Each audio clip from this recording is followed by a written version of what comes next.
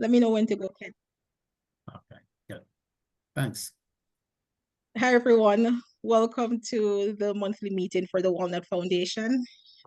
This is their monthly meeting, but as part of today's special meeting, we are featuring a presentation from members of both the Olive Branch of Hope and the Walnut Foundation. Both of these organizations are doing great work in terms of increasing access to cancer screening, aiming to reduce cancer prevention, but of course, advancing Black health and wellness by spreading information about many other topics other than or beyond cancer screening. And so, these two organizations have supported in the past in various ways, and I'm happy to continue to be involved in both of the organization's work. And so we will hear from Anthony Henry, who's the board president of the Walnut Foundation. We'll also hear from Leela Springer, who's the executive director and also co-founder of the Olive Branch of Hope.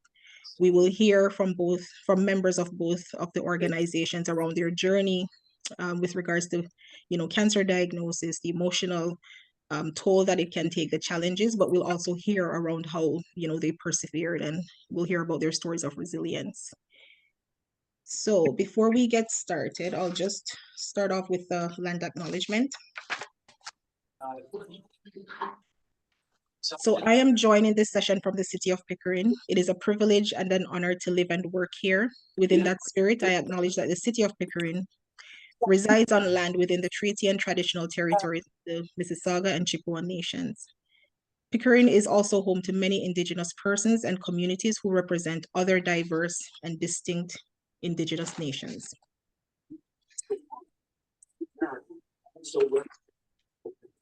The Walnut Foundation and the Olive Branch of Hope acknowledges that many Indigenous nations have long-standing relationships with the territories on which our various organizations, directors, and members are located. This acknowledgement reminds us of our responsibilities to our relationships with the First Peoples of Canada and to the ancestral lands on which we learn, share, work, and live.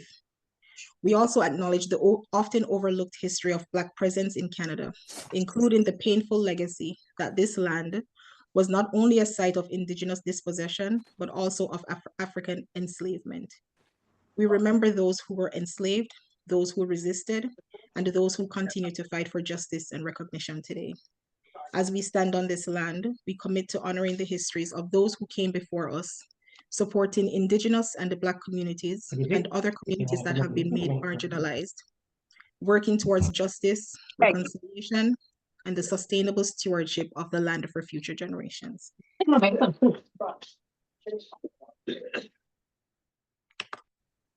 ahead. All right. Thanks, everyone.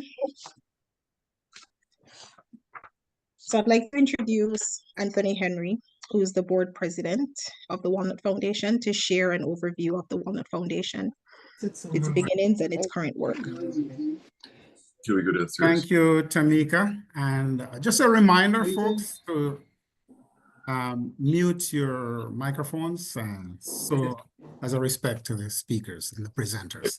Thank you. So we are a registered nonprofit, founded in 2007, incorporated in 2010, and we received our charitable status in 2012. Our primary focus is on men's health, with a strong focus on prostate cancer education and support in Black communities. We are almost 100% volunteer-based. We also have members who were trained as peer navigators through a program that was created through Princess Margaret Hospital, with strong input from our co-founder, Dr. Winston Isaac.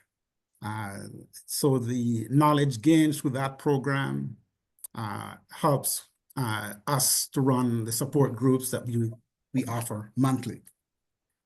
Our funding comes from an annual walkathon, which you'll hear more about later this evening.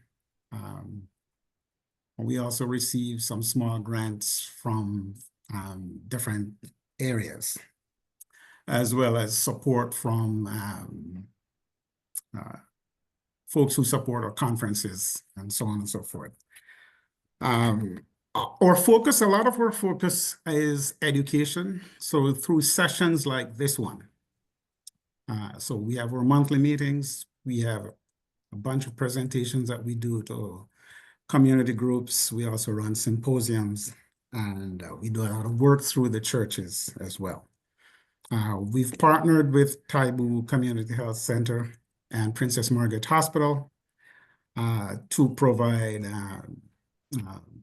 prostate cancer screening in Black communities as a part of our prevention efforts.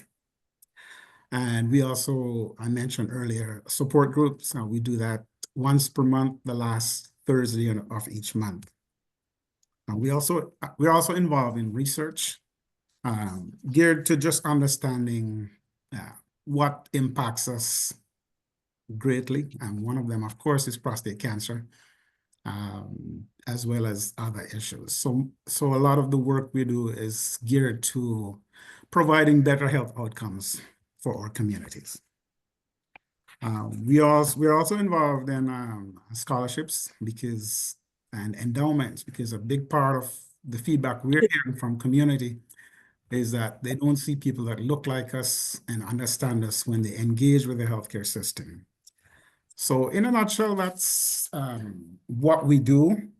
What I will say also is that even though our focus is on men's health and prostate cancer, you know, we realize that it takes a village. And, you know, the things that ail us men also impact our partners or families. And so that's why this collaboration today is so important. Because it highlights the importance and the significance of not just, you know, what impacts the patient or prostate cancer itself, but also other issues that are connected. And breast cancer definitely is connected with the work, with, you know, the challenges that we face as men with prostate cancer. So I'll leave it at that for now, and the next speaker can take over. Thank you. Thanks, Anthony. All right, let's invite Leela. Leela will share an overview of the Olive Branch of Hope.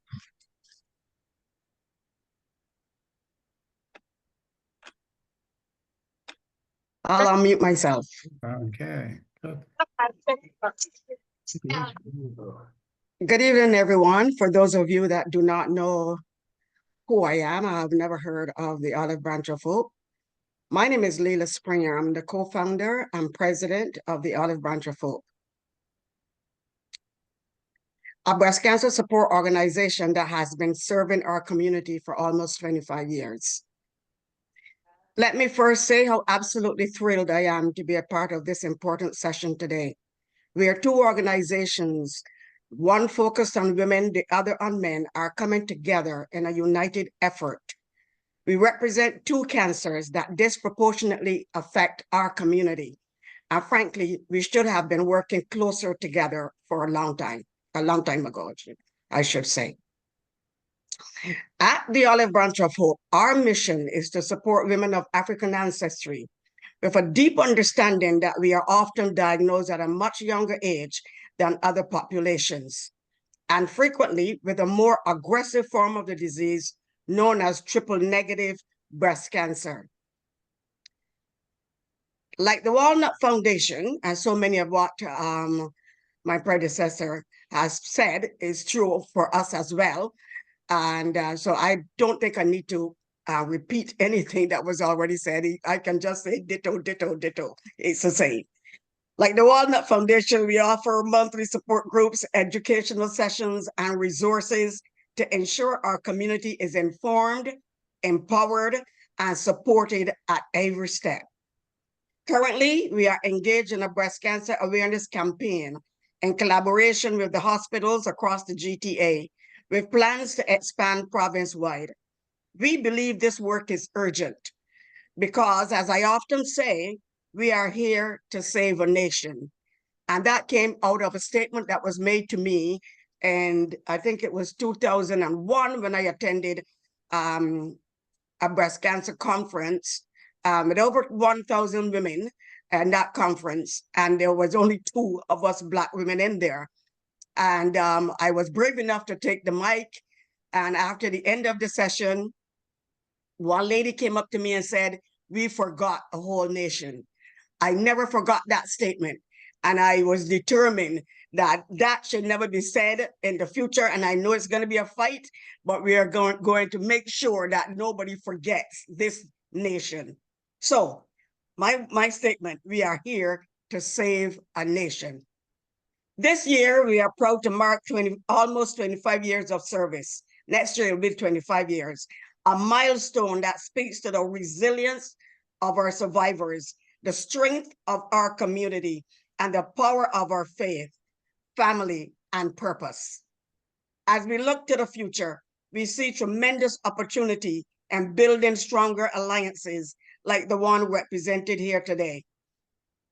And might I add, I was in a meeting just Friday, and I heard a little bit of disturbing news that I will share with the president a little later on. But we are here to make sure our community is informed. We are here to ensure that our community is not left behind.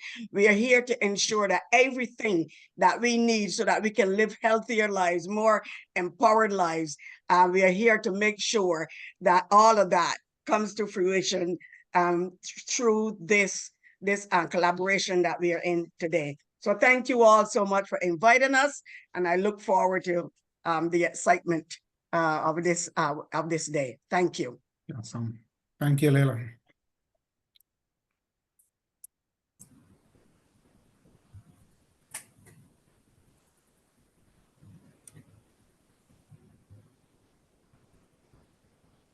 think we lost her. Yeah, go ahead again. You lost me?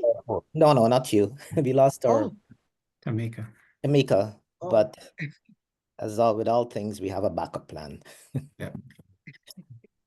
So let me go ahead. Just one sec. Just bear with me so I can get going.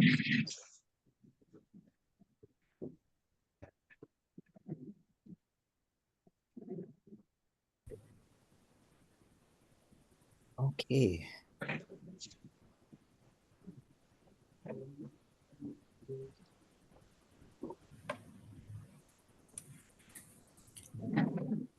Okay, today's feature presentation is the impact of cancer diagnosis.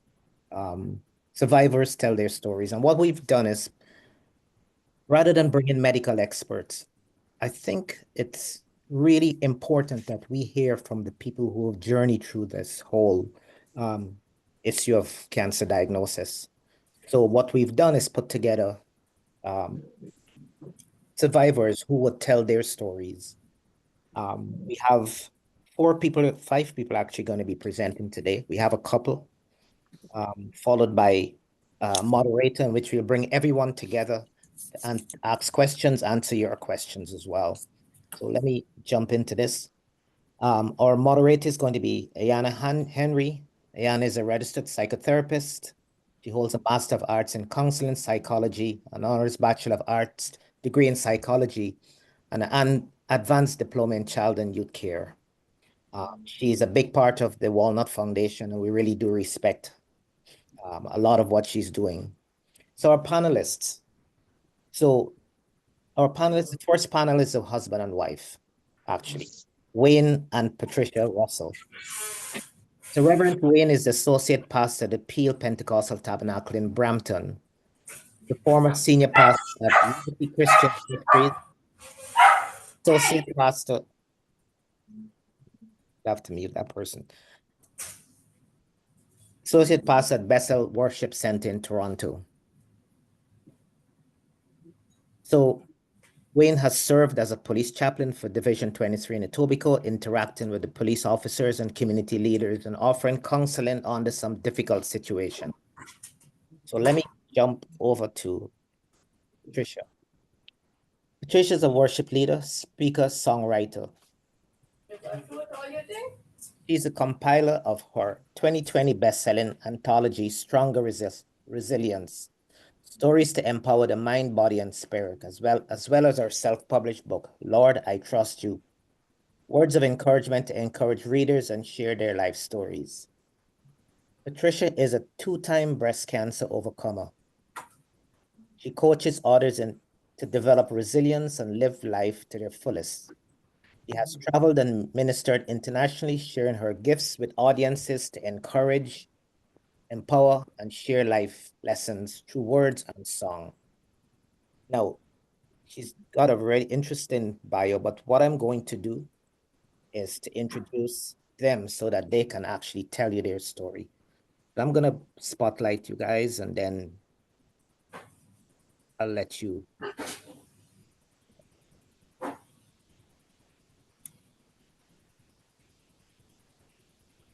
One sec. Just got to find you guys on the list.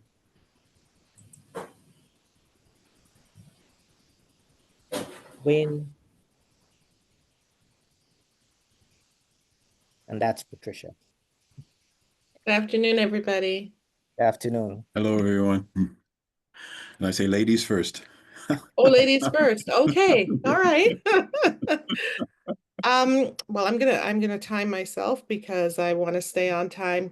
Good afternoon, everybody. Thank you so much for being here with us. As said, I'm Patricia Russell. I'm married to this amazing man on the screen with me, and I am going to share with you from the perspective of being a caregiver to one who has had cancer. My husband was diagnosed with prostate cancer, and he's going to share his testimonial in just a moment. But most of us have taken a trip at some time in our life. Yes, you know, whether it's been on the TTC, public transit, or driving a car, most of us have had to take a trip. And we plan our courses, we plan our trips, and we hope that they are going to go in a straight motion. You're going to start out and you're going to get there directly with no hiccups. Well, if you've lived life as long as you have, you know that there are no straight journeys. And that is the same thing for life.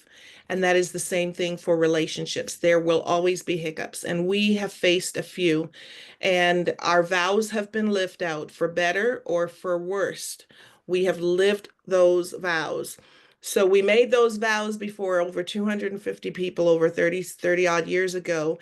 And we realized in the early part of the 20s, 2011, 2012, it was about to be tested. Not once, not twice.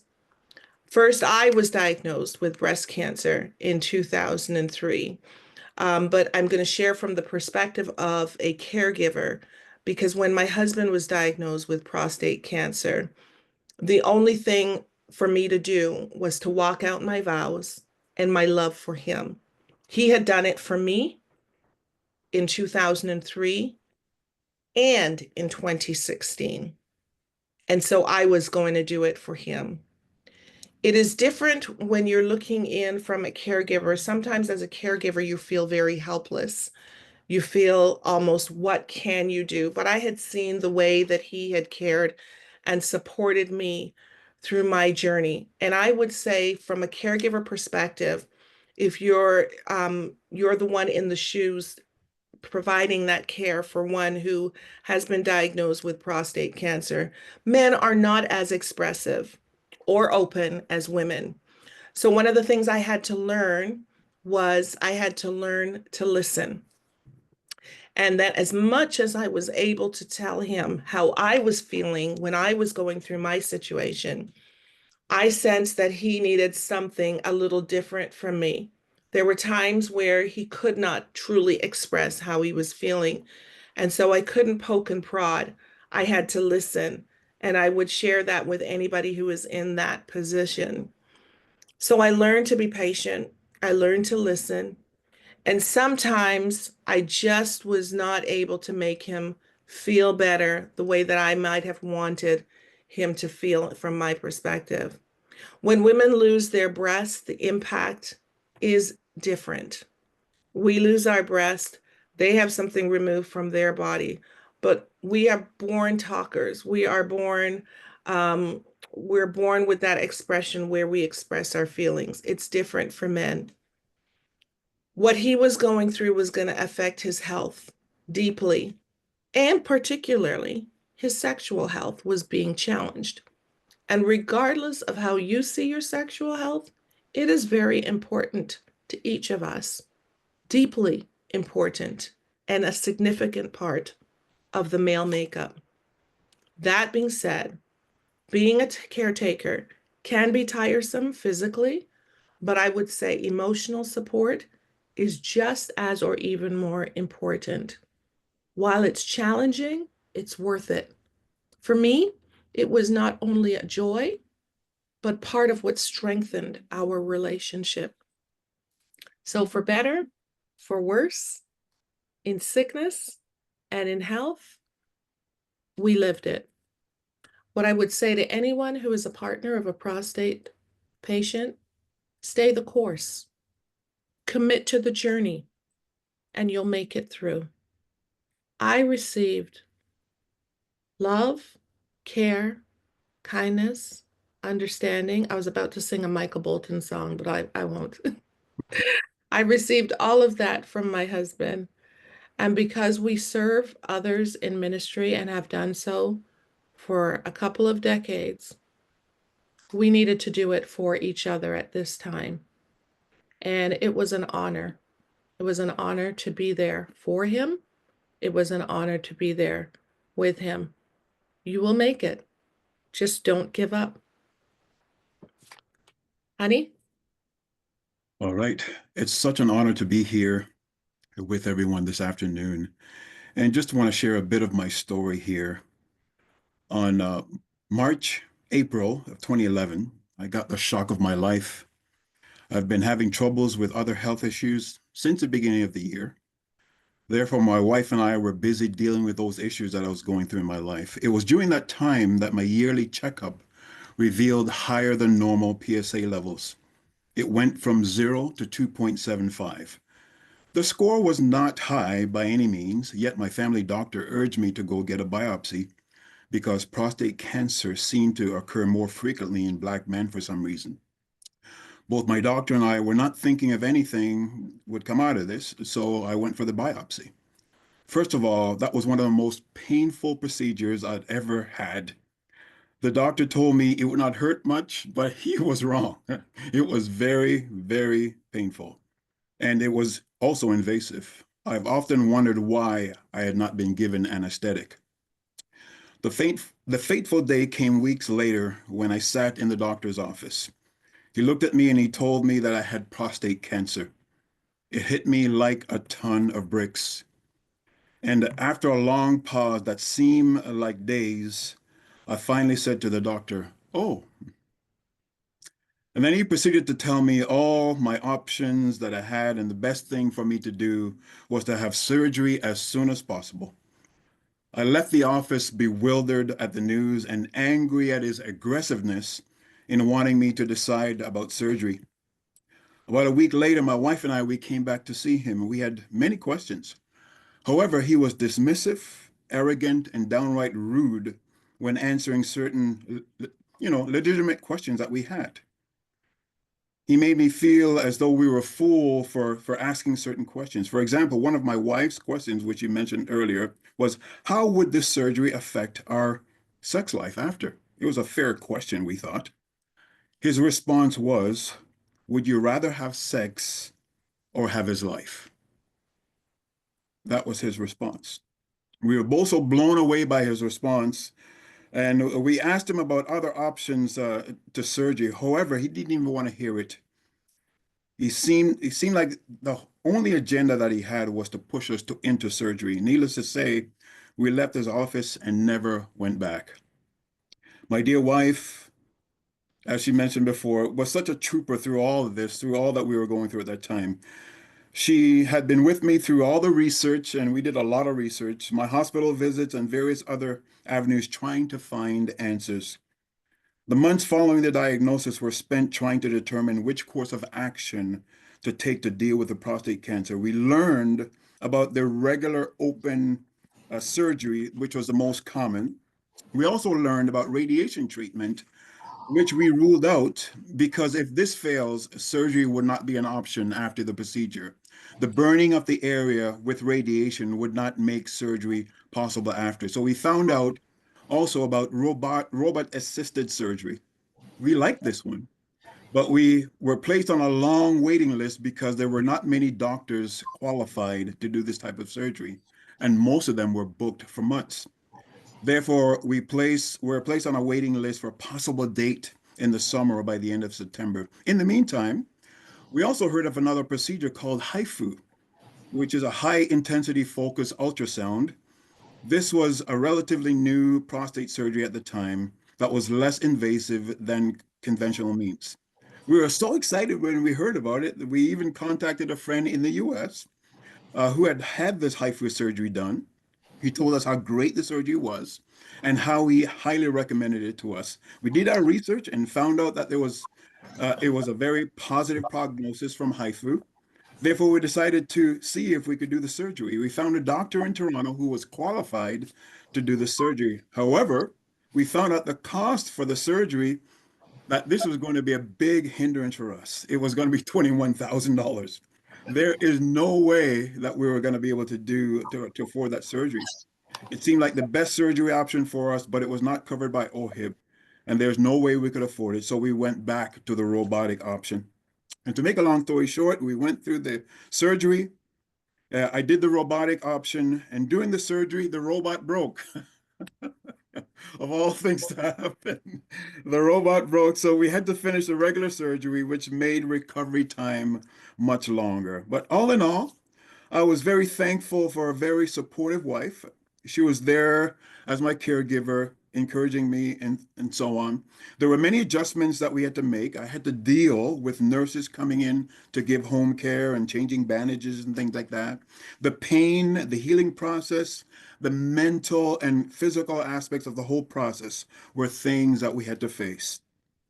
I did not do radiation because I did the full surgery, but the next year, 2012, I was declared cancer-free. And so since then, I've been helping a number of men and families as they journeyed through the process of prostate cancer. And let me just say that it's been a blessing to be able to encourage others who are going along this journey. Thankful to my faith, to my wife, and to many friends who are supporters, I was able to get through to be where I am today. Thank you so much.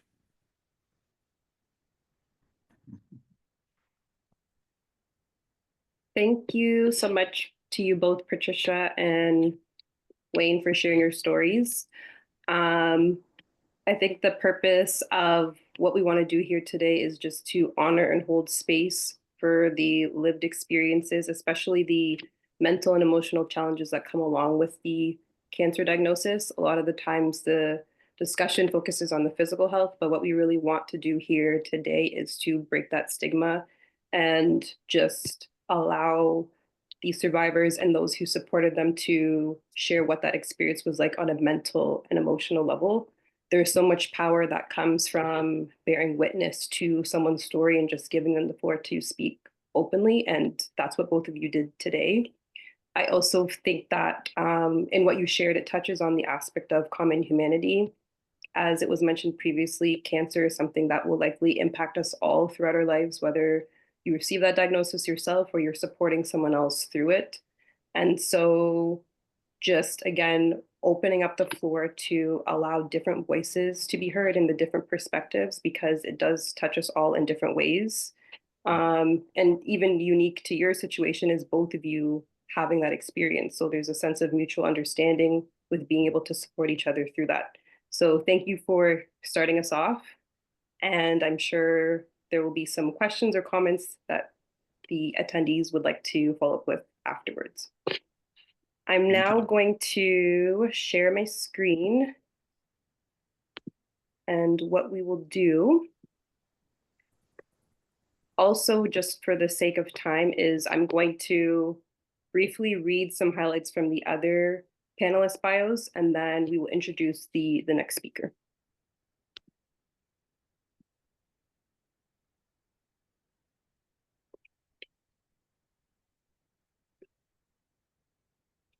So our next panelist is Charlene Newland Tyson. And she is a seasoned media professional with over 25 years of experience in the industry. Her passion for storytelling and ability to ask thought-provoking questions have earned her multiple awards for her work.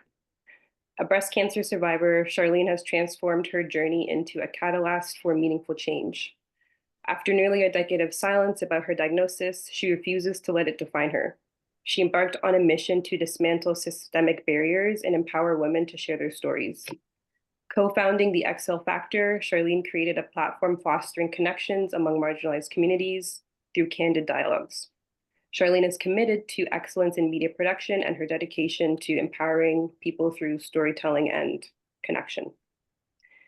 We also have with us Jeremy David Simmons, and he is a Guyanese entrepreneur and the founder of Business Wise, which is a consultancy dedicated to providing essential soft skills training for entrepreneurs and organizations.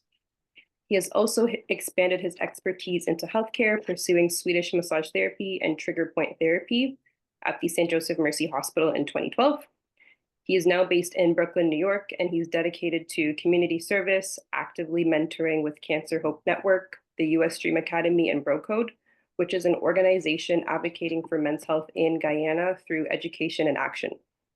He's also developing a health coaching practice, which is focused on helping men restore and enhance their sexuality after prostate cancer surgery and radiation treatment.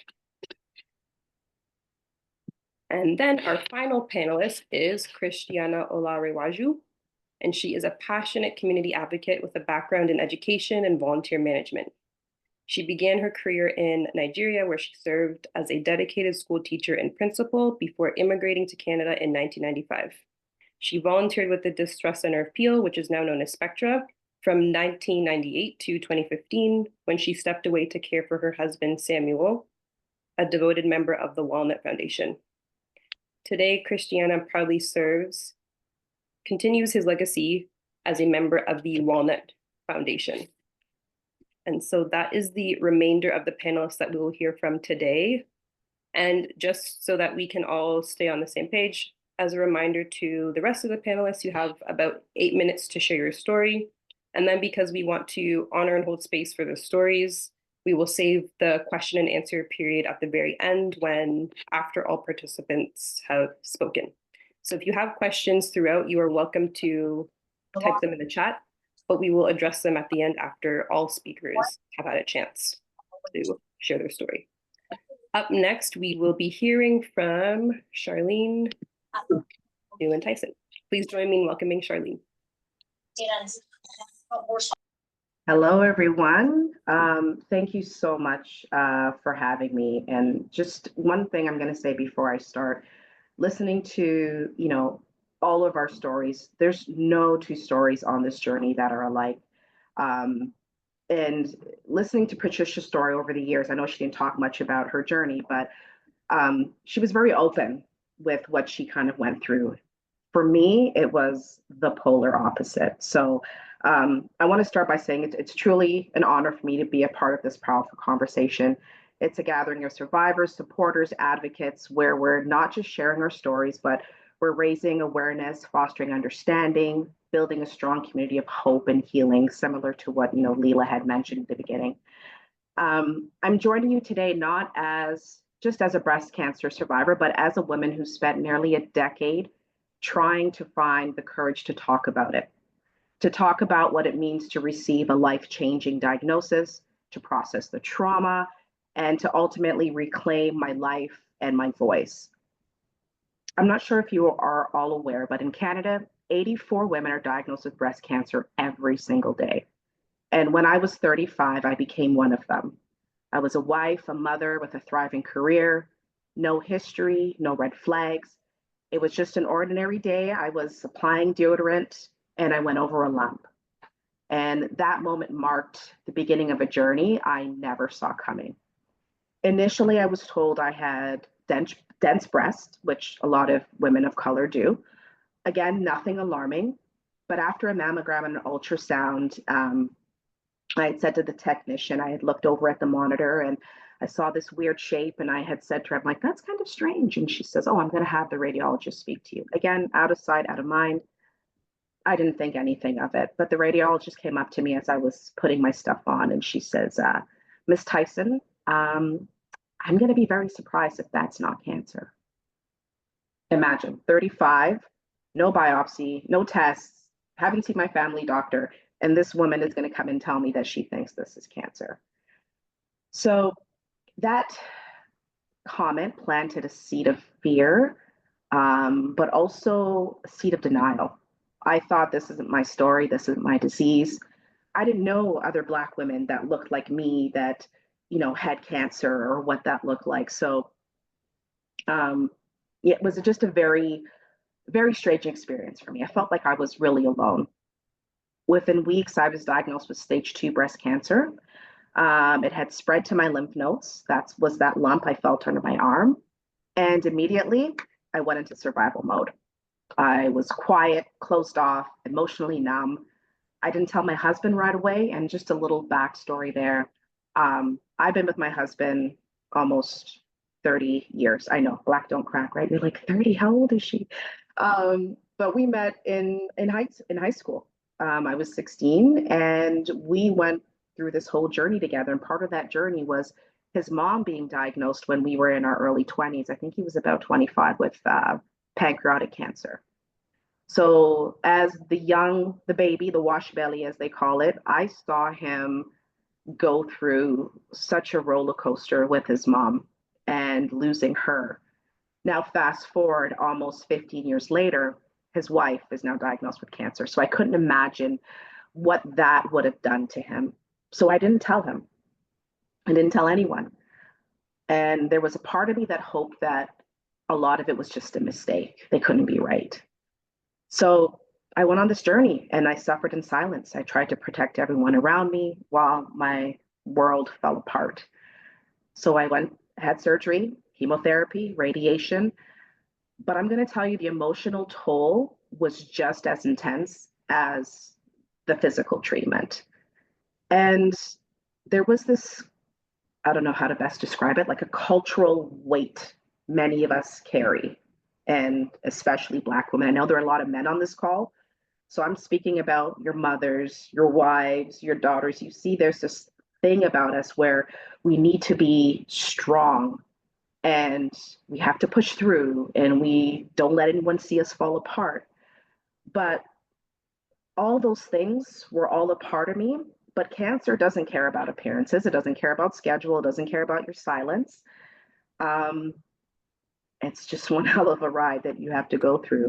And one moment, I'm going to say, when we talk about the emotional side of it, is I didn't cry. I didn't cry through any of it until my 3rd chemo treatment. And you guys know, when it comes to Black women and their hair, it is part of us, a huge part of who we are. And I didn't wash my hair for weeks after chemo because this fear of, like, you know, you see women losing their hair, bald. I didn't want any part of that. So I'd wear ball caps all the time. And I'd come home and take off the ball cap and I would see hair in the cap. Still didn't wash my hair.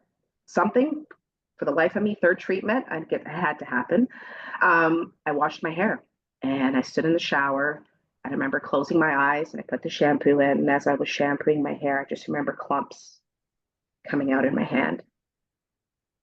And I stood there and I let the water wash over me.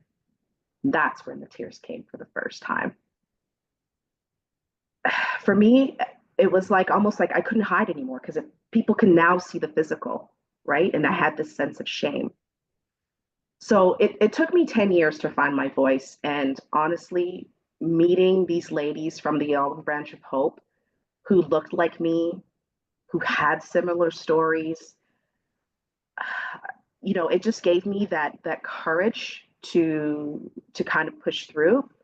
And then when I began sharing my story, I was like, you know what? I'm not the only one. There's people out there like me. And I began to talk a little bit more publicly. And there's one quick story I want to share with you. Is it was in Chicago, and the Olive Branch was here. It's ASCOT. It's a big conference for cancer treatment and oncologists and research from all around the world. And I was asked to speak at this event. So after sharing my story, everybody came up and they're like, hey, nice to meet you, great story. And this one lady pulled me aside, and she was a researcher from Gilead. And if you don't know Gilead, Gilead is a big, I believe, a huge pharmaceutical company. And they're actually, were giving the organization that I was with, which is Breast Cancer Canada, I think they were giving them something outrageous, like $2 million in terms of research. So this lady was embedded in cancer research in this industry. She says, can I talk to you for a second? She pulls me aside and she said, I was diagnosed with cancer a few months ago, breast cancer. She's like, I haven't told anybody. I haven't told anybody. I told my friend. She told one friend, and she's like, you're the second person I'm telling. I can't tell anybody. She had a sense of shame. This woman who knew everything about cancer research walked with a sense of shame. So it's just this thing that we have within culturally that we need to shed, and not only just around women, but men as well. And, today I speak to you as an ambassador of the Olive Branch of Hope, an organization that exists because of Black women like me, because Black women have historically been left out of conversation when it comes to breast cancer education, advocacy, research, all those things that Leela was saying. We've been underrepresented in clinical trials, absent from awareness campaigns, and again, often diagnosed at later stages with more aggressive types of breast cancer. Our brothers face similar challenges. Through the work that the Walnut Foundation is doing, we're seeing how prostate cancer disproportionately impacts Black men, and how that stigma and fear silence can delay diagnosed treatment. That's why this gathering is so important, because when we speak up, we share our truth, we break the silence, and we create space for healing, and we save lives. So if there's one thing I want to be very clear to say, there's one thing that you pick up from this conversation, is that early detection saves lives, whether it's breast cancer, prostate cancer. We must advocate for ourselves. We must challenge the idea that certain illnesses aren't ours, because they are. And the sooner we face them, the stronger we can stand and fight together. So to anyone currently going through the diagnosis or treatment, you're not alone. Your story matters, and there's life after cancer. Not the same life, a new life, often filled with deeper purpose and gratitude. Again, I want to thank the Olive Branch of Hope and the Walnut Foundation for holding the space for this conversation. Let's continue to share, uplift, and never forget the power we have to come together in love and truth. So thank you from the bottom of my heart for letting me share my story.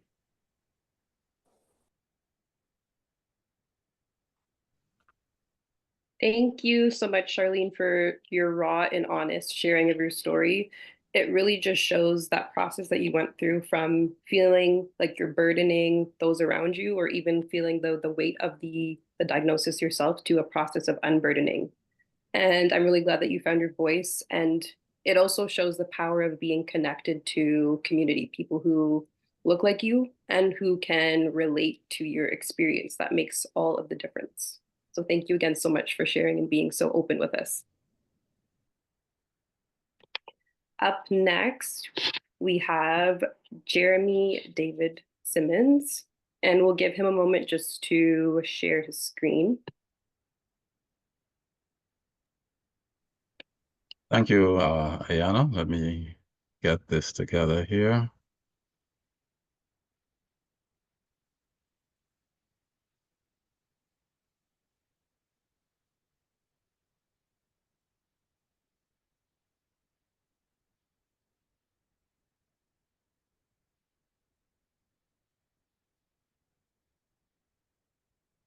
Okay, thank you. I think we're good to go. Thank you, Ayana, for that sterling introduction you did on my behalf earlier. Thank you, my fellow panelists. And even more important, thank you to our audience for making time to share with us here this afternoon. My story starts with my second act, rediscovering life after prostate cancer. In the picture there, you'll see a guy about to undergo a radical prostatectomy, that's surgery. That's the position they would put us in to go through with that procedure of removing the prostate gland. A defining moment for me. You may ask, why only at the point of surgery did I consider it a defining moment? After all, I was diagnosed with a potentially deadly disease about 7 months prior to that. It was a defining moment for me because at that point, I could still have sex the way I knew it, the way most men have come to know it, as defined by our testosterone and by our male organs. But let's take a step back. I was about 41, 42 years old when I noticed my PSA had elevated. It was like around 5. The range is usually between 0 to 4, as Pastor Wayne had intimated earlier. And after that, I sort of lived in denial for almost 9 years, choosing to believe that the worst case scenario wasn't a possibility for me. Knowing fully well my dad battled with prostate cancer complications, he passed from it, both of his siblings also. So it was pretty much in the family. I was also experiencing during that period avoiding issues that relates to urination, inability to empty your bladder properly. And urinary issues can also impact your PSA score. That also made me decide, hey, I'm going to focus on the urinary side of things. Notwithstanding that, I still did some other checks. A doctor still encouraged me to do some other checks. I did the dreaded digital rectal exam. That went fine. Not the process, the result. The result was fine. And I also did a ultrasound of the prostate. Again, nothing insidious was found at all. And on top of that, I was like the health guru for my close circle of friends and family. To go to a person if you want to know how to eat right and these things. And I had a very robust gym life. So all in all, no reason to really think too much about the prostate cancer side of things. So how did I finally get to diagnosis? The year before I was diagnosed, I'd gone to see the same urologist who had attended to my dad. And he said, look, you really need to get to the bottom of this elevated PSA story you have carrying around with you. And I can do a biopsy for you. He reached into his drawer, pulled out a needle, which was about 12 inches long. As you can see in the picture there, how big that needle looks compared to the anatomy. I was completely traumatized, completely. I told the doc, all right, I hear you, and I'm going to get back to you. About a year passed and nothing happened. I eventually relented, did my biopsy. I went to a different doctor, a more modern hospital. The biopsy came back and revealed 4 out of 6 samples were cancer positive. And the doctor advised me to seek a second opinion overseas. Now, that was when my reality slowly dawned, and I thought to myself, boy, you're battling in the big league now. Second biopsy was done in July 2018, which was about 7 months after the first one. And by then it showed signs that the cancer had begun to spread. It had totally taken over my prostate. And the recommended treatment regime was what you see there on the screen. Surgery, which is the radical prostatectomy, 8 weeks of radiation therapy, 3 years of hormone treatment. I pause here to emphasize the importance of screening for early detection, which would allow for a wider range of treatment options with less severe side effects. For me, hormone therapy was the equivalent to menopause and steroids. Not that I know about menopause, but I just picture, you know, no energy, no sex drive, mood swings, hot flashes. And also particularly devastating for me was all the gym work and muscle buildup. All of that was torn down. The lack of testosterone destroyed all of that. I couldn't do this. I couldn't do this on my own. And even now, I'm still pretty much on mental health therapy to help me, rebuild the mental focus of having gone through this treatment. I had to embrace support. As an introvert, which may come as a surprise to many, reaching out doesn't come naturally to me. And I had to learn this. I thankfully benefited from a good friend of mine and my sister visiting me in the US in 2019 when I was undergoing my radiation treatment. And 2019 for me as a whole was like the year of a cry. And I mean literally cry. Just like the guy there, times maybe 100,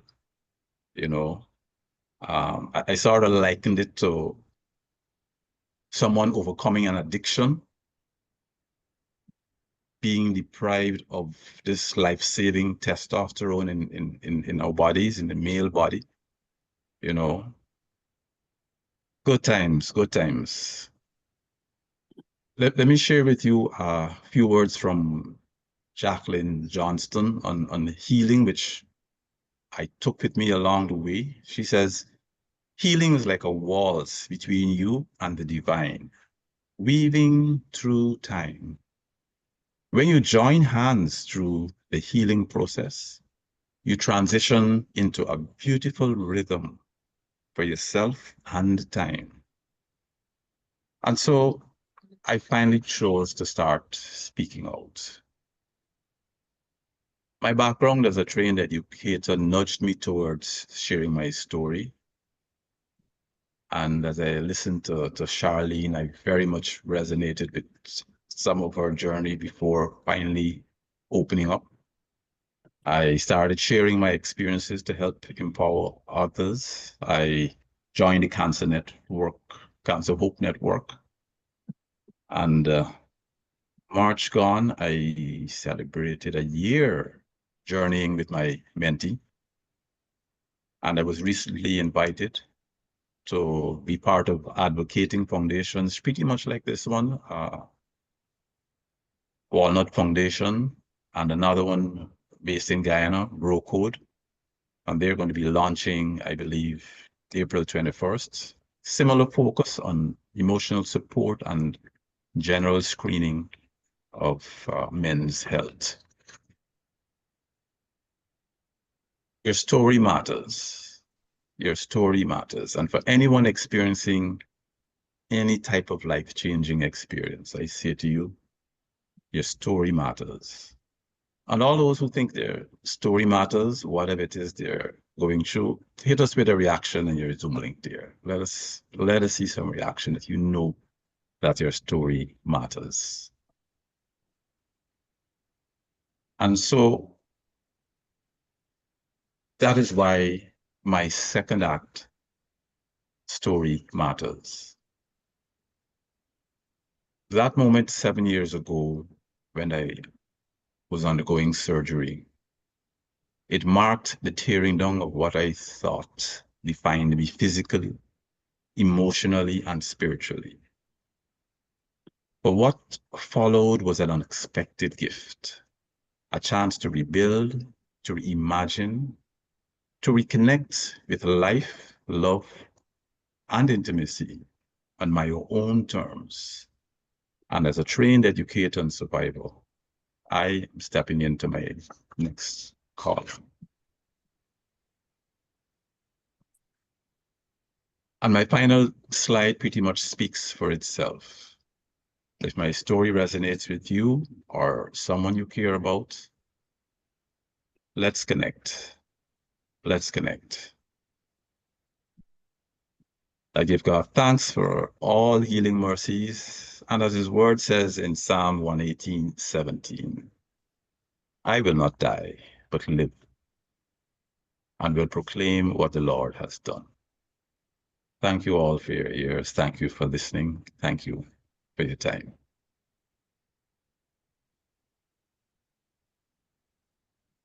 Thank you so much, Jeremy, for being so open and just really emphasizing the emotional toll that your cancer diagnosis took on you, and also how you were able to journey through and connect with others who are going through similar challenges. I think it really shows, even after the physical health impacts are either removed or not as strong, that mental and emotional impact still remains. And thank you for even being open about the fact that you continue to receive ongoing mental health supports. We will now move on to our next speaker. Last and final speaker for today is Christiana Olariwaju.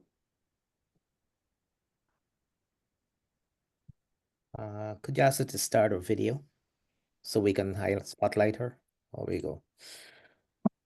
Okay. Here she is.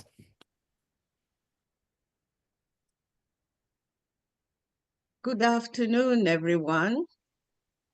It's a pleasure to be here to talk about my experience, which is quite different from from those who spoke before me. It's very interesting because all those people who spoke before me have gone through this ordeal of prostate cancer. Well, how does it affect someone who didn't have that cancer, but has to support someone who has it?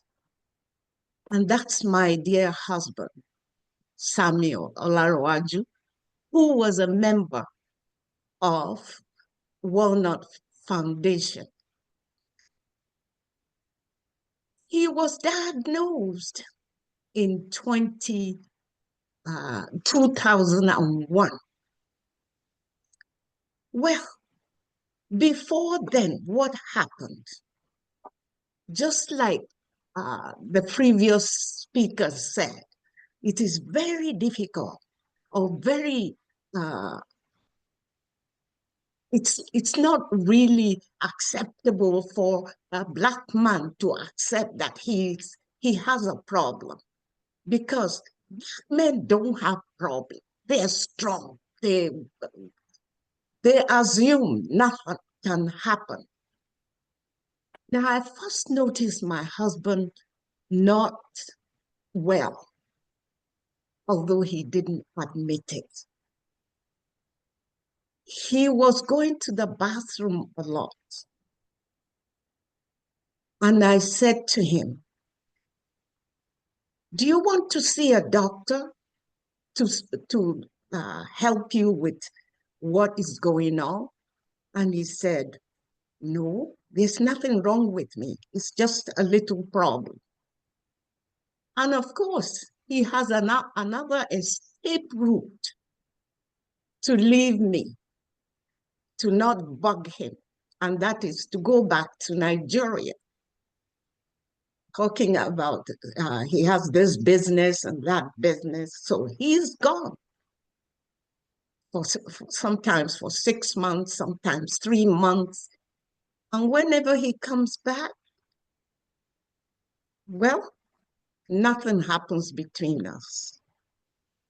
And I know men can't do that without a problem that they're dealing with. I found it difficult to ask what exactly was wrong, because nothing was wrong as far as he was concerned. We shared the same doctor. So I said to my doctor, I'm concerned about my husband, who's also his patient.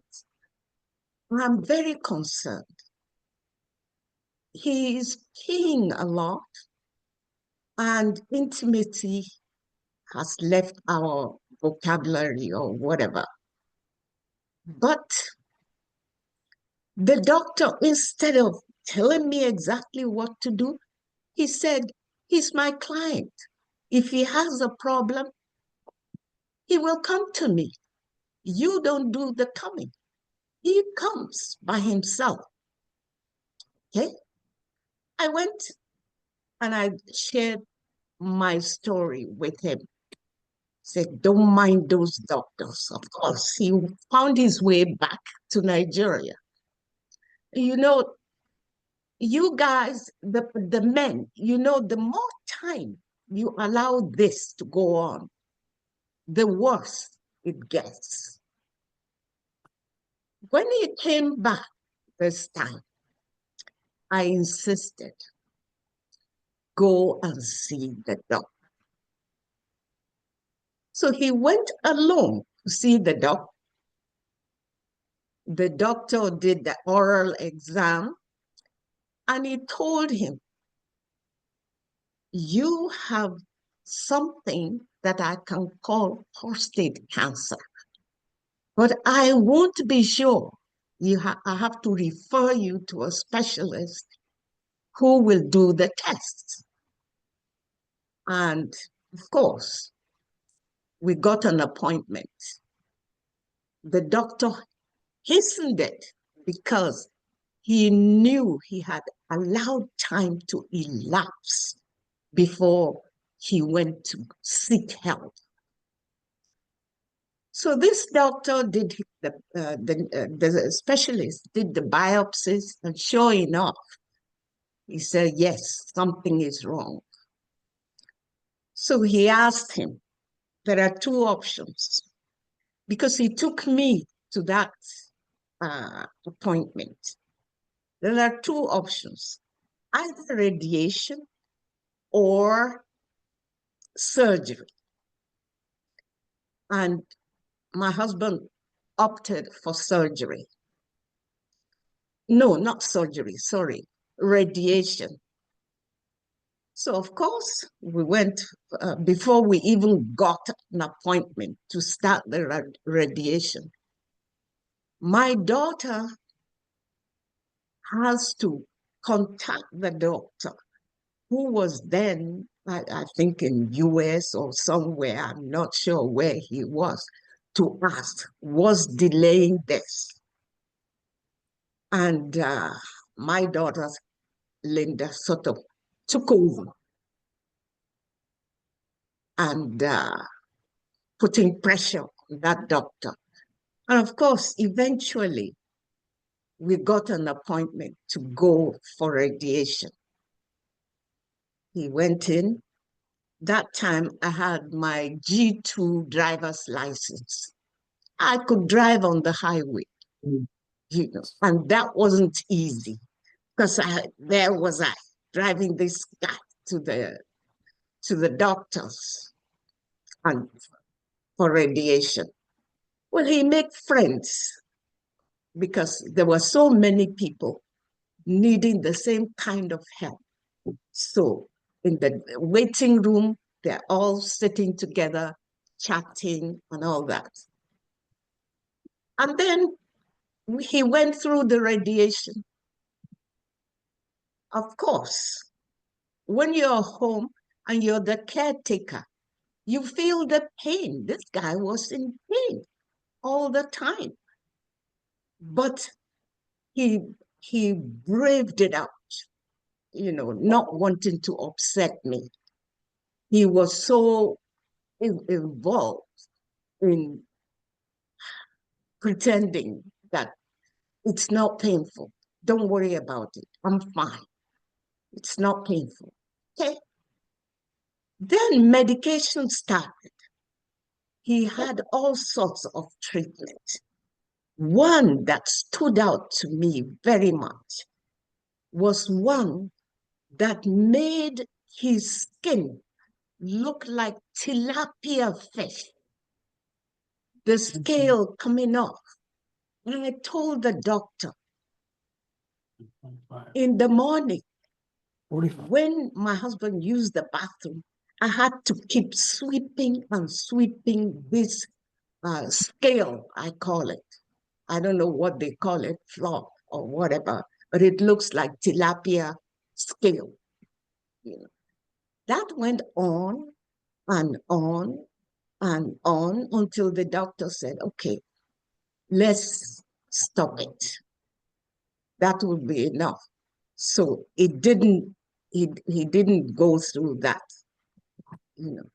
But what emotional toll did it take on a caregiver to take care of a husband with prostate cancer? There was that emotional problem. There's the mental issue. Is he going to die? Is he going to live? Now, I kept processing this all the time on my head. But we thank God, he was called home to glory in 2018. And that was, you can imagine how many years we had to deal with this from 2001 to 2018. But through it, I thank God for giving me strength and for giving me family that supported me dearly, from helping me drive him to these appointments he has in Princess Margaret Hospital, and for all the help that I got from my family and my friends. So let us continue to cherish our families and cherish our friends, because they're all people we need when we're experiencing that need. Thank you all for listening.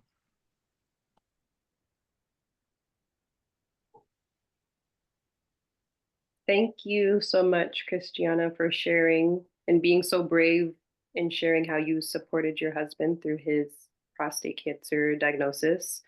I think it really goes to show how helpful it is to have a loved one who truly cares for you. Sometimes when you can't use your voice or you're struggling to use your voice, a loved one can step in and start that process for you.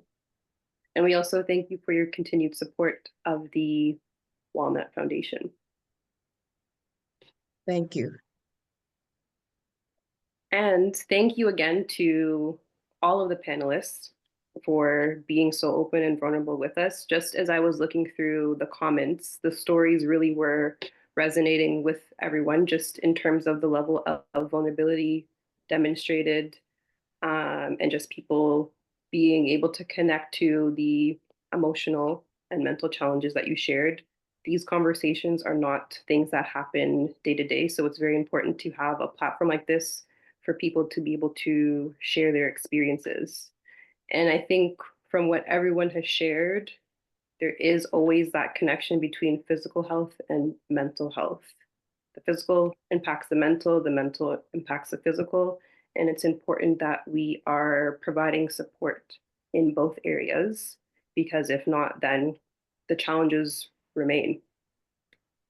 And so we are now going to open up the conversation, the discussion, to any attendees who would like to ask questions or maybe even share their own personal experiences in response to what they've heard. And just in order to give everyone a chance to share their feedback, their question, we'll ask that attendees have a maximum of 2 minutes to share. So we have a question already I'm seeing from Sade. You can unmute and ask your question. Yes, thank you. So I am Christiana's granddaughter, and she is actually in Boston with me, caretaking me. I recently had surgery, and so her speaking about her experience has it's really interesting, because during this time I've been able to see firsthand how attentive she is. Almost, and I can only imagine how she was with my grandfather. And so I think the thing that she did not mention was just the grace, the love and the amount of faith that she has. And so I wanted to highlight that because again, I'm seeing it firsthand. And then I also wanted to say hello to the Russells. I don't know if you guys remember me, but I went to school with Raquel. And so it's beautiful to be able to hear your story on here as well. Awesome. Hey, Sade. Hey, Sade. Nice to see you. Nice to see you as well. It's beautiful.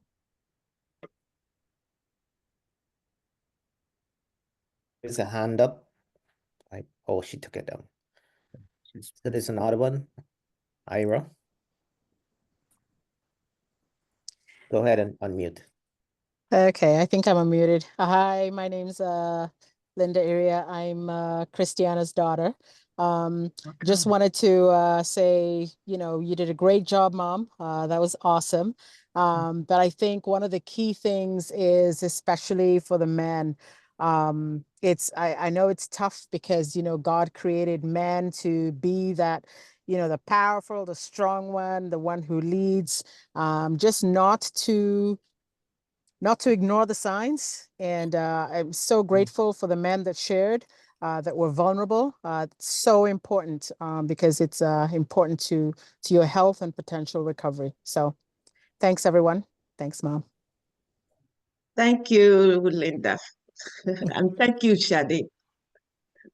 So, Ayana, there are a bunch of hands up, so I'm gonna help you with those. I don't know if Okay. you can see them, We but the did next also have a question in the chat earlier on, so I will just ask that. This was for Pastor Wayne Russell.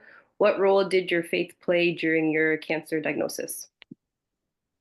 It was a very important role for me. I mean, other than I said, my wife was such a strong support, but there were times when she couldn't be there. I had to be alone with my thoughts, and you would get all sorts of negative thoughts coming your way. And it's just my relationship with the Lord that made that difference.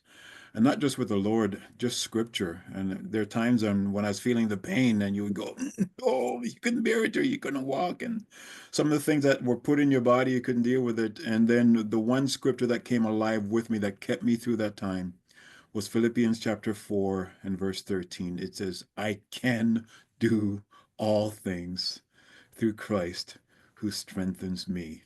And so when they put that catheter in and it caused pain, and that pain just, I couldn't sit in any position to be comfortable. That scripture, my relationship with God, it really helped me during those moments. So yes, very, very, very, very strong to have faith through these times. Okay, Stephen Hayes has his name up.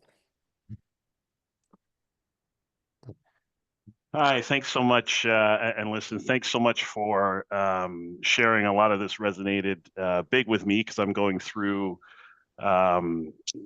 prostate cancer treatment. I had my radical prostatectomy back in 2023, and I just finished 33 rounds of radiation, and I just had my first shot of hormone therapy. So Jeremy, that touched on me quite a bit back in February.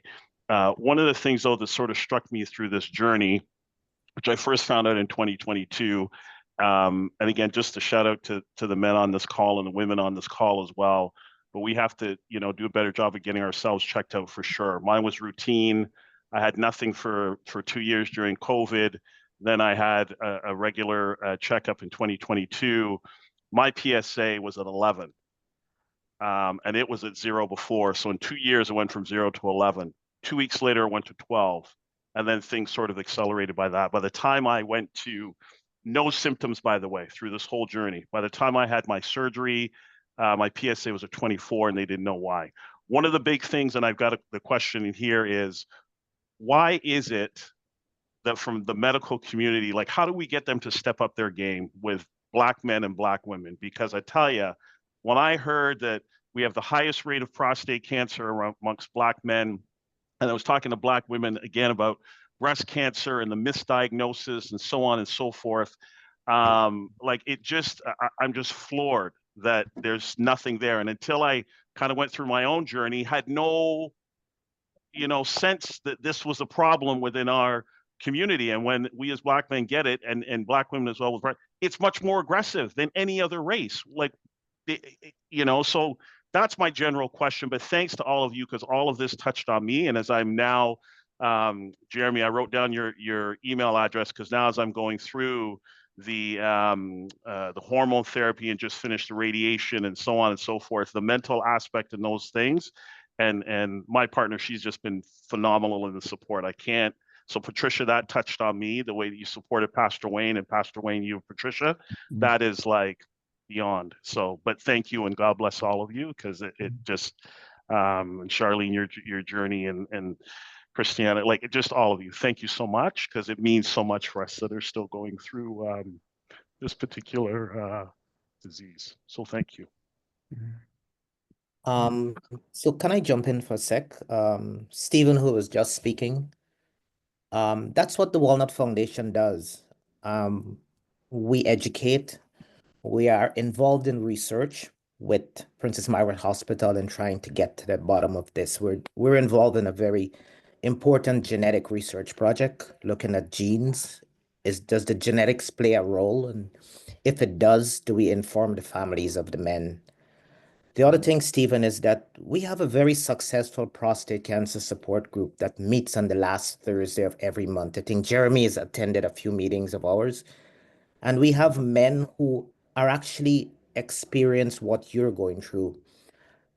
If you can put your email address in the chat, we're going to send you the invite for the next one on Thursday. We've got men who've had surgery, radiation, hormone treatment, and they're willing to share. They actually share. And a lot of men walk away from our support groups really armed with how to deal with this. So if you can put your email address in the chat, and I'm going to send you the invite to the next one, which is on April, the last Thursday in April at 7. Yeah, I've just happened to miss a whole bunch of Thursdays because it just didn't fall in. I'm already on your list, by the way, and I have to tell you that because I joined when my journey started. Yeah. And I had the opportunity to talk to Winston and a bunch of people, which made a big difference as I was going through. I didn't want to miss this one because I'd missed so many. And Dr. Fleschner is actually my urologist. I know he's doing a lot of work with the Walnut Foundation. And I was on when he spoke a while ago.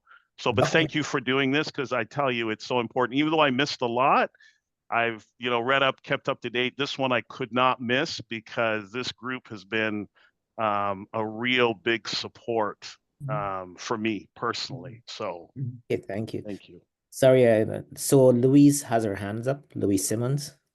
I'd just say, just answer one question that Stephen had. Sorry, before we get to Louise, your question about why, as Black men and women, when it comes to the medical field, why are we, stepping in and finding these things later? And for myself, I had to dig really deep in asking these questions to others. You have to remember, this is like systemic. We're talking like the exploitation of Black women when it came to the medical field, the Tuskegee Airmen. We're talking about Black people. We do not trust the medical system, not just us today, historically. So for us to go, and it's kind of like, yeah, we want to go, but what are they going to tell us? Even I heard a story of a woman saying, and Patricia, I don't know if you've heard this too. As Black women, when we go, our tears resonate differently than a white woman's tears. When we step into a doctor's office or we go into emergency room and we are in pain and we're feeling something and we're crying, it's like, oh, she's Black, she's tough, don't worry about it. You got this. Mm-hmm. The white woman, different story. And it's the same thing with Black men. You guys are supposed to be tough. Nah, he can handle that pain. Mm-hmm. And this is where it comes to this mistrust. So we're going later because we really don't want to go. We don't feel comfortable. These spaces are not safe for us. Mm-hmm. And to answer your question, how do we change this? What we're doing right now, this is how we change it. Yeah. Speaking up, sharing our stories, advocating mm-hmm. for ourselves. When we hear something we don't want to hear, we don't think is right, we can come to the Walnut Foundation. We can come to Anthony. Anthony, this is what I was told. Mm-hmm. I'm not sure. What do you think? Yeah. So this is where the change starts. It starts here. So that's kind of what I've kind of noticed through speaking to other people and hearing that. So. Okay. Yeah, I'd just like to jump in and support Charlene on what she said. What we're doing today is really, this might sound, light, but it is historical. It is a powerful moment that we are connecting like this. I want to say also that, you know, we just need to come together as a community and I'm sorry, and support each other. You know, get in community, connect with other couples, because sometimes when you're in a certain environment, you feel enabled or you feel championed to share.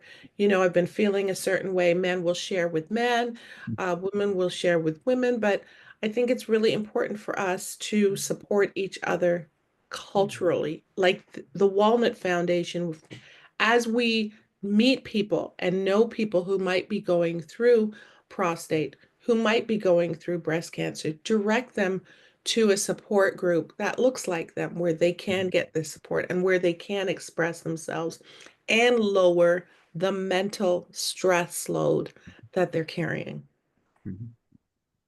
That's so true. Just one other quick thing to add. It's so important as well to include your families in this. And,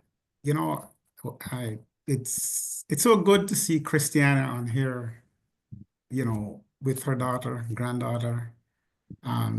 This is also another important piece in dealing with this issue on there. So, really thank everyone for, being involved in this. I know from my end, my journey started with my father, right? And then eventually my brother, my uncle, myself. And Dad died way too young because he wasn't being screened. And so that's why these kinds of forums, they're so important, for us to get together. We have to own this. We have to be the mouthpiece. So it's really important. I just want to say that. Thank you. So Louise, I think you've got your hand up. Hi, good evening. Good afternoon. Thank you so much for this forum. I love what this is doing. I love what you're doing and being able to support us. Jeremy is my cousin, my first cousin. Our fathers were brothers, and both of them passed of prostate cancer. And I just kind of remember Jeremy was in Guyana, and my dad and I were here in America when my dad started going through prostate issues. And I'm a RN, and he refused to tell me for years. He would just say, "Oh, do you know, can you tell me anything that, helps the prostate?" And I'm like, "Why? Do you have an issue?" "Oh, no problem. I just want it for health." But apparently he had been diagnosed with prostate cancer, but because he didn't trust the doctors, he decided to try to do his own thing. And then by the time it hit him, it had spread to other places, and he ended up passing in the hospital, and he was in a lot of pain for a while. So I truly appreciate Jeremy sharing his story and just being so transparent about it, even though it took him a while at first, as many people do. Being an RN in this country, I moved here from Guyana when I was 10. And I've experienced a lot of racism as an RN in being an RN in the medical field, much less them being racist to its patients. So a few years ago, the Department of Health had said that racism was declared a health crisis, racism. And, when we go through and you do all of the research, we as the healthcare providers have to learn to advocate for us as well, and not be, so to speak, the gatekeepers and keep up looking at us through someone else's eyes. And as a nurse, we've been advocating for change within us who are of color in the medical field so that we can advocate and be there for our patients. So thank you for this. I love the fact of having a support group where we can go to and feel comfortable with ourselves. And we also have to be able to advocate and speak up to those medical providers and check them when they're treating us less than, when they're being dismissive or speaking in a medical jargon and speaking so quickly and trying to make you feel like, oh, I can't ask questions. I'm stupid if I don't know this. So thank you for this, and I'll do my best to support as much as I can. And Jeremy, I love you. Thank you so much for sharing your story. So the next one is Mona Ramden, I believe. Good afternoon. I'm so happy to hear everyone's story because I'm a survivor as well for 25 years now. I'm a breast cancer survivor. And you know, you cannot keep your story to yourself. You must tell someone, you must get help from someone. And I had a lot of support with my family and my friends them. You know, hiding your story, it's not good because when you stress, the stress is kill you, not the sick. So I I tell a lot of people, I get help from a lot of people. And that is what make me standing here today to share my story with a lot of people, you know. And everyone that I met, they always congratulate me. They said, thank you. I say, God is here because, you know, I always prayed and asked God to keep me for one more day every day, you know, because keeping your story to yourself, it actually kills you. So you must share and tell someone. Thank you very much, and I love everyone who has shared their story too. Thank you. I think you've got one more hand, Ayana. It's Tamika. Sorry. Just sharing my experience as someone who has worked in the healthcare system, but of course having personal stories of family members who have been diagnosed with breast cancer and or prostate cancer, who are living, who are surviving, but then also others who have passed. And I'm hearing, you know, the words mistrust of the healthcare system, and that is very much valid. But I also want to say that there are other factors involved that we also want to make sure that we're taking responsibility for, if that makes sense. So one would be around sharing our family history. Like, no, there's somebody who needs to be muted. Thanks. Okay. Yeah. So like sharing our family history and being open. And so even just the word cancer in itself can bring shame and guilt, right? It doesn't even matter what type of cancer. I find with our communities and within our communities, people often don't want to say the word. They whisper the words. Like I remember my grandmother, you know, doing cancer, right? Like not really wanting to speak out around it. And I think if we were always open to sharing around, you know, the experiences, you know, how we were diagnosed or how the diagnosis came about, the symptoms that are not too specific, because sometimes that's what it is symptoms are not very specific. It seems like, should I be concerned? But I'm not really sure. And then, you know, it's not brought up or we don't bring it to the doctors. Two, we also need to have access to doctors and nurse practitioners, right? And we have like 2 million Ontarians who don't have a family provider. And in order to get your referral to the specialist or for testing, to referrals to testing and requisitions and referrals and so on and so forth, we also need to have access to doctors, which leads into my point around, you know, the need for health awareness and education sessions such as this and such as the ones that I know the Olive Branch of Hope and the Walnut Foundation would do. But it also leads into access to screening. And that's why the community and the clinical linkages and the partnerships are so important. So the Walnut Foundation's work with UHN and Princess Margaret, Olive Branch of Hope and their work with Women's College Hospital and others, so important for making sure that we can go to organizations that we trust, because these are people who are community leaders who look like us, who have gone through the experience and can share. And that way we can have access to screening. So I'm saying all that to say it's like multifactorial. Like we really want to make sure we're looking at everything from all the angles and playing our part as we can, so that we are empowering our generation and generations to come to seek support and to seek that screening and guidance for when they need it. So more of my strategist lens as in like, let's look at all the factors that play in. I'm going to turn it back over to Ayana, who's actually our moderator, so she can continue. Thank you. Jeremy, you have your hand up. Yes, to Pastor Wayne, two things you mentioned. One was pretty scary, and the other one, I just want to make sure if I heard correctly. So with a PSA of 2, you were diagnosed with cancer. That's one. And the second one is, did I hear you correctly when you said you did a biopsy without anesthesia?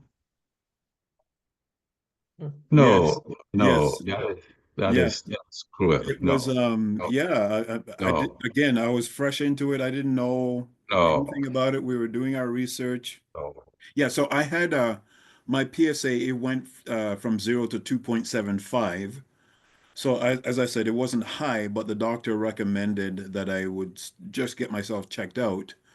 And he told me to go get a biopsy, even though I have 2.75. So I went and did it, and sure enough, they said that there was cancer in one section. The other ones was okay. And I think at that point, I probably should have gone for a second appointment. But again, how I was getting pushed was just, there was just so much going on at that point. And so when I went and got the biopsy, no anesthetic at all. And it was one of the most painful experiences I've ever been through. I thought that was supposed to be how it's supposed to be, you know. No, no. Yeah, Oh my so word. yeah,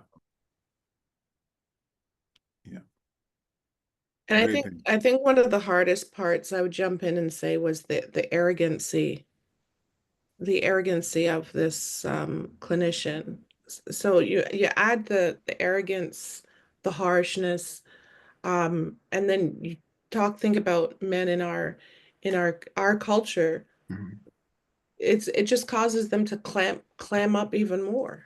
Yeah. It was just, there was not very good bedside manner at all. And I've often wondered if I was misdiagnosed and pushed into something that I wasn't supposed to be. So I went and had the surgery, and I've often said to myself, I wonder if I needed that. But again, at the same time, it was like, okay, I need to be safe. The doctor was just on me like white on rice in that sense. And it was fear. It was a fear factor. And you just went and did what you thought you'd have to do to save your life. And so I don't I look back at it now, there's nothing I can change. But at the same time, that was part of my experience there. That's a good Yeah, point, so Pastor Wayne, because yes. we encourage men Sorry. within the Walnut Foundation to get a second opinion. Yes. We Yes. really push that. Mhm. You're not comfortable, get a second opinion. Yeah. I wanted to ask Jeremy, Wayne, and Patricia a question. Did you ever, along your journey, ask why? Why me? Did you ever have those thoughts of why me? Just for me in particular, I did a lot of the time until there was one point where, I don't know, it was just God spoke to me. And the answer I got, I don't know if it's strange, but why not you? Why not you? I believe today that it happened to me for a reason. If it's the reason of me sitting here right now with each and every one of you having this conversation, maybe to show me something so I know a lot of people go through that, like, why me? I'm such a great person, but I'm a firm believer that everything happens for a reason. Patricia, did you I'm ever with ask? you. I did ask why me, but then I followed it up very quickly with a why not me? I mean, what makes me so special to not have? And that actually had carried me through, had to push me through the very early, getting the diagnosis. I was 38 with 2 children. Life is going good. Things are going great. Why me? But then I had to think, well, why not me? What makes me not special? What is the purpose? And so I started asking, what is the purpose of this? There has to be a purpose. And I saw purpose in it. Now, 13 years later, getting diagnosed again a second time, why me? And I had, so, you go through these emotional roller coasters, but I can see the outcomes of it. And I personally, there's something that I believe, I think I was, some people might take this in a negative way, but this is how I'm going to praise it. I think I was trusted to go through it because I would come out supporting other people, taking from it to help walk with other people through the journey, and I wouldn't come out bitter. And I think that was one of the things that I've taken away from it. It made our relationship stronger, and it's given us emotional quotient or value to be able that other couples have come to us and trusted what we've had to say because we've used it. We've used the test really as a testimony. And I was remarking to my husband, I think this is the first time together we have been on a platform where we have both been able to share and talk together collectively about what's happened. I saw a question, if I can quickly respond to it. I saw a question about how can we start sharing information with our youth to break the cultural fear and arm them for the challenge that they will face as adults. And again, this forum that we're doing right here, some of us may not have spoken openly about it, but I think as we do it here, it is incumbent upon us to empower our youth. I feel that it's my mission. I feel that if I've been trusted to go through this and come through this and not be bitter, it is mandatory. So I'm very deeply passionate to speak to young people about their health and about not just running after the dollar signs and running after the achievements, but to take hold of their mental, physical, and spiritual health. Go ahead, Jeremy. Sorry.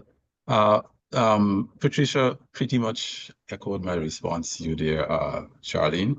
The only difference, being a bit of a stoic, I didn't really ask the why me, but not asking that didn't help me. But when I moved to the other side, why not me? That is what really helped me to move into a purpose. Yeah, good question. Yeah, I was an athlete and I won all Ontario records, stuff like that. So when it happened, why? I was taking care of myself. How did this get here? So it took me a while to come to grips with it, and because I've always been healthy, and then I've since discovered then it doesn't matter, it can still happen to you, and then again as a pastor, working in ministry, okay, what did I do wrong? So those questions, so I searched myself, what sin did I commit? So all those things come to your mind and you search everything and you try to figure out. Yeah, so those questions were asked, definitely, for sure. But God's been good through it all and given me some positive outlooks now so I can be helping and speaking into others' lives. Thank you again to all of our panelists. I do see that there is one more question, but maybe we can give 1 minute quickly, Mona, for you to answer your question, and then we'll wrap up.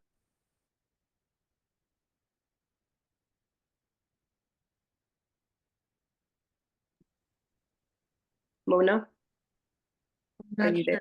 Forgot to take her Yes, hand. yes. Listening to everyone gave me the courage to carry.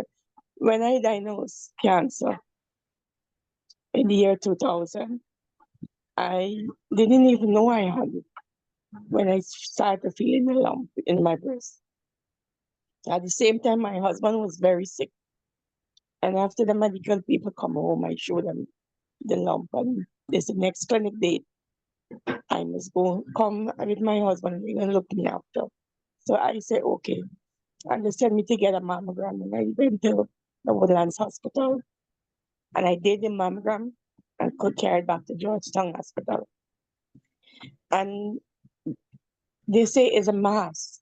But I had to go and do a biopsy to see what is going on. And when it come back, in the 2 weeks, the result come back. The doctor say you have cancer. You have to go and take off the breast. So I left because he didn't even want to tell me. So I said, Doc, please tell me. what is going on? And then he said, okay. I said, I have a good heart, you know, and I want to know what is really going on with me. And then he said, Mona, you have cancer, you have to take off the breast. I said, okay, well, if I have to do that, I have to do that because I have 3 children and I don't want to die and leave my children. And I come home and I tell my husband I have to get a liter of blood and I have to go and do the surgery. And when I went and do the biopsy and the results come back, I have to go back within 2 days, go back in the hospital and take the breast out. And I go to the chemo, 6 cycles of the chemo, but I didn't complete all 6. When I finished 2, I'm going into the 3rd one. The doctor was boring all my veins to find out to put in the chemo. And I get up and I said, look, the Lord said I mustn't take any more chemo. And I get up from there and I never go back and take any more chemo. And I just used to go and get the medication and use it. And after that, I still be in the clinic for all the time, and I still go into the clinic, and you know, by getting other treatment for the side effect of the medication that I had used before for the chemo, for the cancer. So after 20 years, direct 20 years, another lump showed in the next breast. I said, oh my God, I have to go through this again, you know. But when I go and I show Dr. Goodins, she said, Mona, come. I'm going to send you for get a biopsy and see what is going on. When I go to the Georgia Hospital and do the biopsy, carried back, I do the needle test. And they tell me, she said, I ain't seeing nothing. She said, go back again. She sent me back the 2nd time. I said, oh my, when I go to the harassing the breast, you know, the boring it up. I said, paining a lot. She said, okay, I can send you back.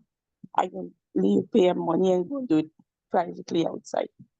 And when I did it, the test back, it showed that it's a lump. And it from the size that I feel it, it was like a one of our $1 kind. And when I go back, it was like past the dollar kind, going more bigger. So she said, you gotta go in an emergency surgery. So I said, okay. She said, I'm gonna take off the breast. I'm gonna cut it and take out the lump. And the same time when I go to do it, she said, that was wrong the COVID time. And she said, look, they close all the theater, you gotta go and do it privately. And I went to her and do it privately. And when she take out the lump, I said, I want a picture of it. When I take out the picture, if you see that thing, oh my God, that thing had a lot of sprangs on it. You know, and I was so lucky that to take it out, because if I did leave it there to the farm, and I had to take out the next side breast. But thank God that I have my one, and then 2 years now, I implanted back the next side, the left side of the breast, right at Georgia Hospital. And that was it. But I'm okay by God's grace. Thank you so much, Mona, for sharing that experience with us. It definitely sounds very challenging. And Yeah. I'm glad that you were able to find more courage by attending today's session and hearing from everyone else. And, you know, I always, when I go to the doctor, I always meet other people who was diagnosed, and, you know, I give them the courage, because sometimes when I go there and I see people crying, I say, no, don't cry. Everything's going to be all right. You just got to trust God. You know, you got to trust and you got to pray. God must bring you through. I encourage a lot of people. So I'm a survivor for 25 years now.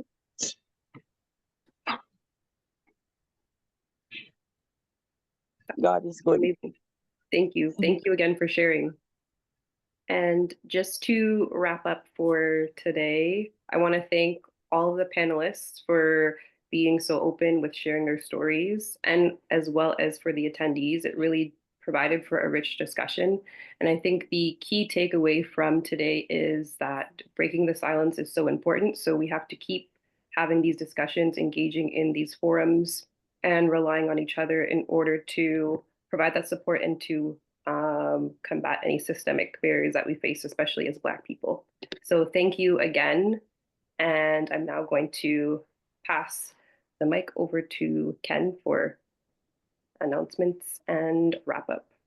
Yeah, thank you. I am just going to share, be quick. I'll be really quick. We have to do a plug for some of the stuff we're doing at the Walnut Foundation that's coming up. Let me just share my screen. So we do a lot of work around presentations to churches, especially.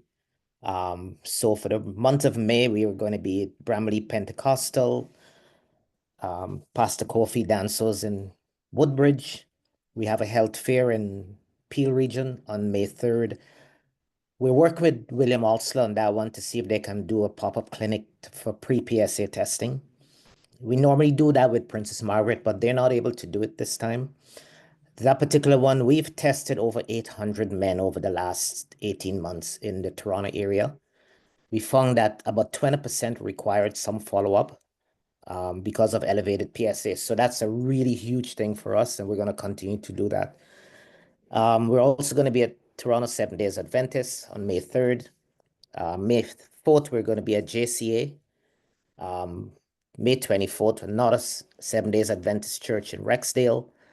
And then on May 29th, we have our prostate cancer support meeting at 7 p.m. So we encourage the men to show up for that one.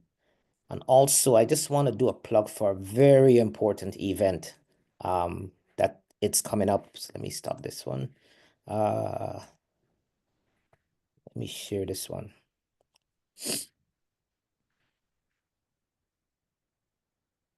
Okay. The monies that we get to actually put a lot of this stuff on comes from our annual walkathon. It's happening June 7th in Brampton, Etobicoke Creek Trails. Our honorary chair this year is Dr. Gervin Ferron, who's the president of Georgetown College. And he's also a prostate cancer survivor and very vocal about his journey through prostate cancer. So he's our honorary chair. We're targeting to raise about $150,000. Last year, we had close to 450 people who showed up, including, a lot of politicians. Mayor Patrick Brown from Brampton is always a big supporter. He shows up. It was a lot of fun. It was a lot of families showed up. So this year, we're hoping to have over 500 people. So for more information, just go to our website on the events and help support the work that we're doing towards prostate cancer awareness among Black men. So that's it. Any questions about the foundation? Pastor Wayne, we hope to do a presentation at your church in the future. Just let us know where we can come out, Anthony and myself, and talk to the men in your church. See what we can do to make that happen. This is so important.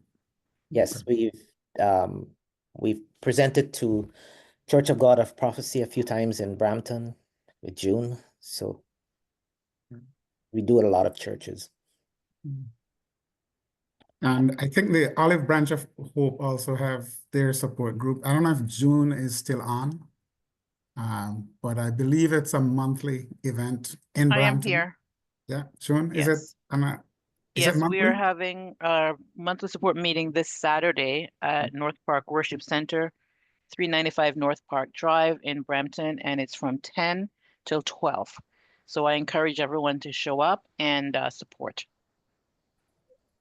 Awesome. I think it's very important that we collaborate where we can to help highlight a hybrid event, an event like this, where we have breast cancer survivors and their supporters, prostate cancer survivors and their families and supporters is very important because the issues are very similar and the approaches that we use to try to engage community are very similar. on there. And together, we need to own these issues and work to improve health outcomes in our community. So thank you all again for coming out, and hope you all will support our walkathon on June the 7th. Thank you. Thank you. Tamika, is any last words? Is she there? Thank you. Yes, I am here.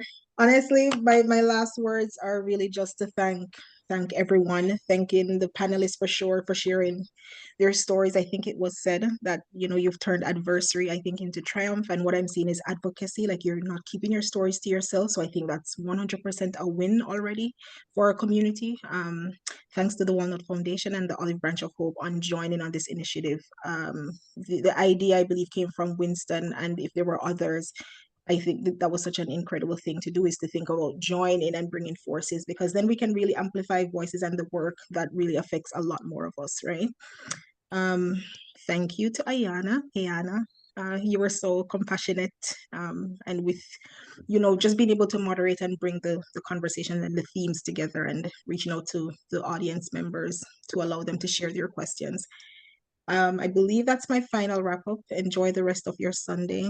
Thanks to Olive Branch of Hope, of course, and Walnut Foundation. Go ahead. Is that Ken, Anthony? Of course, I want to thank Tamika for helping us to pull this all together masterfully. So oh my gosh. Join me in thanking her and everyone involved in all of this.